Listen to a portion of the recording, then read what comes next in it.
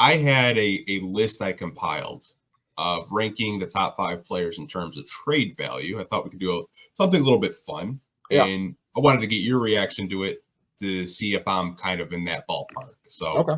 I could put it on the screen of the graphic I made, and you can kind of react to it to see if I'm crazy or maybe I'm cooking. I don't know.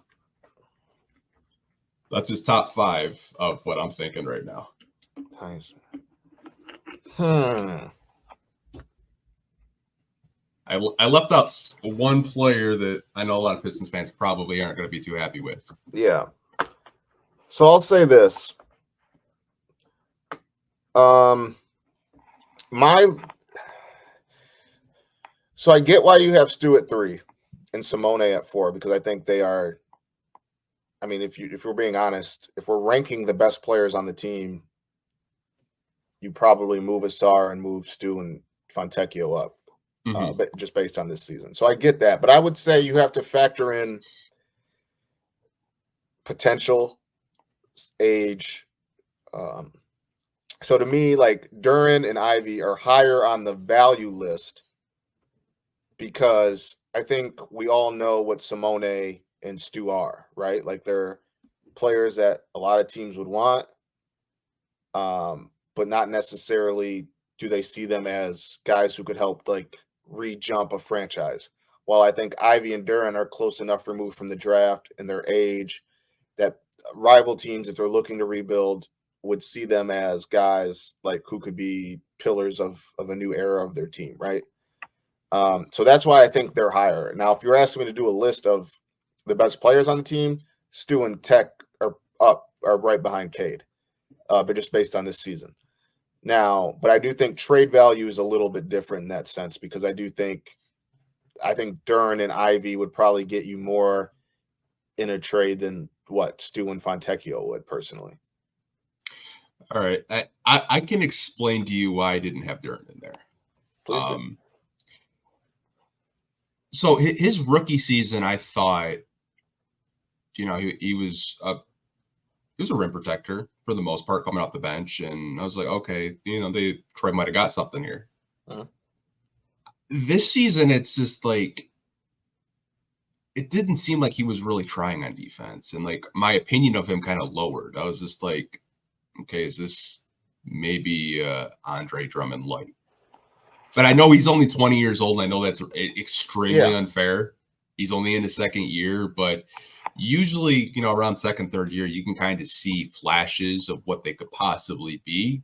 Mm-hmm. That's why I'm a little bit lower on Duren, because I think you could probably get a player in the NBA, a center in the NBA, that has a similar, skill set to Duren.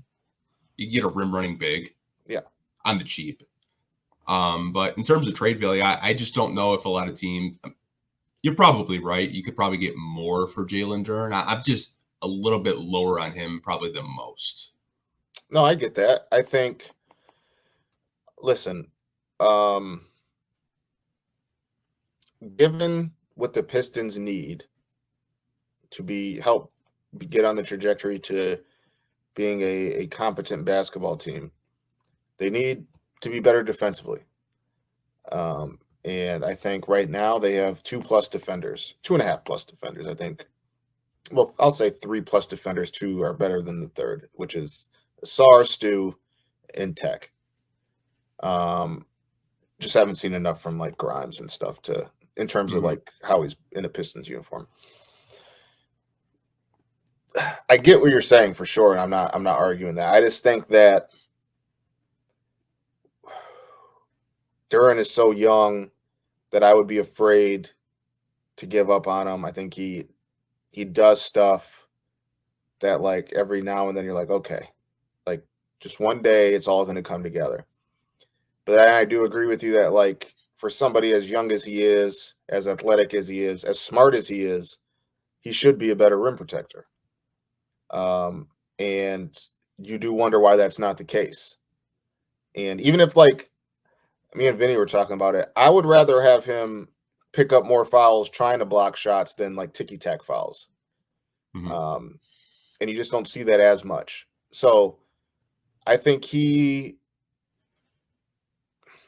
I think teams also could look at Detroit's situation and like, all right, if you're evaluating Duren and you're another team, it's like I can understand why this guy on offense tries to do more than maybe most people would like him to do because he maybe looks around and is like, especially like, so for example, I think this is a good example. Against the Grizzlies the other night, they got pummeled, right?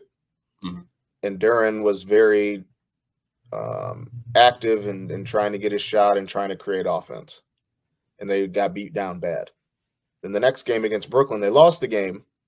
It was far more competitive. The guards looked more comfortable. So it's like you can look at the situation if you're a rival team and understand, like, okay, maybe Duren's, if he was in a more solid situation with a more carved out role, maybe you see more energy used on defense than it is on offense. But then you also have to evaluate, well, does he take the same level of does he care as? Then you'd also have to just, if I was another team, my next question would be, does he care about defense as much as offense?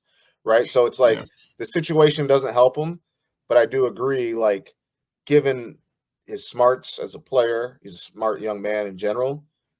His size and athleticism, you'd want to see a little bit more as in terms of rim protecting than you did this year. I think that's a fair assessment. And I think I had asked you on your podcast, like, was it ankles? Because you look at his NBA injury history, like 90% of it is ankle injuries. And I don't know if it's maybe he's just trying to reserve himself so he doesn't hurt his ankles. But in the same breath, like you watch him, you're talking about offensively, like he goes crazy for those lobs sometimes. Like he can just jump out the gym. Like he'll probably break a backboard one day because he's just so damn strong. But he gets up, he's strong. He gets up for rebounds. Yeah, I don't know. It's like maybe it's just a thing where he's not ready to be a full-time starter in the NBA. Maybe they bring in a veteran center for him to learn under. Maybe that's an avenue that they do this summer. I don't know, but that's probably why I'm a little bit lower on him, because it's like I know that he can be a rim protector. He has all the physical tools to be a rim protector. I know it's in there. It's just I don't know if it's an effort thing. I don't know if it's in the back of his mind saying I don't want to injure my ankle again, because he does kind of fall like recklessly sometimes. If you do watch him try to block a shot, he kind of like looks down at the floor and he's like, "Oh crap! Like, did I roll my ankle?" It's kind of weird. Yeah, I think the Pistons need to figure that out this summer. I think they all need to talk and like figure out how and where he can take that leap defensively and maybe why it hasn't come this year. I just think the Pistons are in a situation, which goes back to kind of the trade value asset column, is like they're in a situation where they got to ask maybe questions to themselves sooner than they wanted to because of how bad it got this year.